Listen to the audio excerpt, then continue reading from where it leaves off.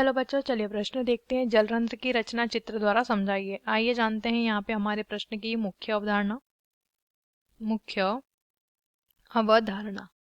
हमारे प्रश्न की मुख्य अवधारणा यहाँ पर संबंधित है। हमें बताना है जल रंध्र के बारे में।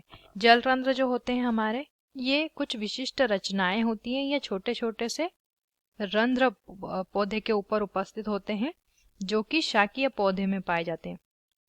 शाकीय पौधे में उपस्थित छोटे छोटे रंध्र ये होते हैं, जो कि कहाँ पे देखने को मिलेगा आपको? पौधे में जो पत्तियां होती हैं, उन पत्तियों की जो शीरा होती है, उस शीरा के शीर्ष पर अति सूक्ष्म छिद्र के रूप में ये दिखाई देते हैं। और यहाँ से जल की बूंदों का स्त्राव होता है। यहाँ से क्या होता है? जल की बूंदों का स्त्राव। यहाँ से कौन सा जल बाहर आएगा? पौधे का जो अतिरिक्त जल होता है वो यहाँ से बाहर आता है।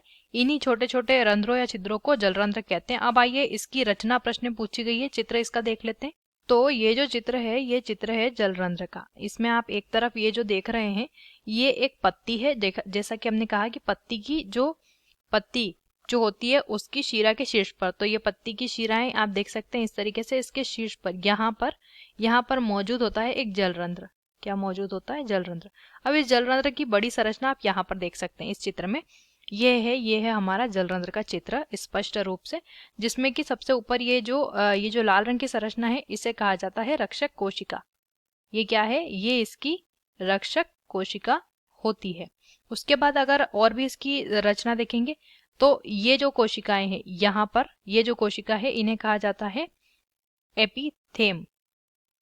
एपिथेम इन्हें कहा जाता है।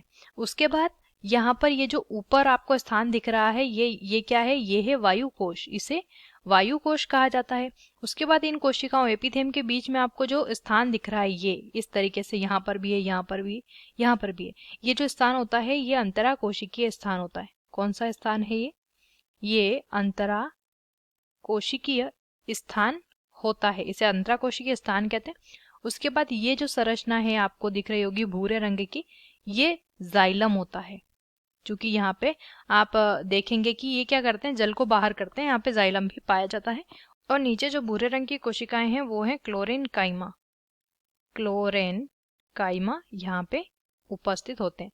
तो ये इसकी संरचना और उसके भाग। आशा करते हैं आपको इस प्रश्न का उत्तर समझ आया होगा। धन्यवाद।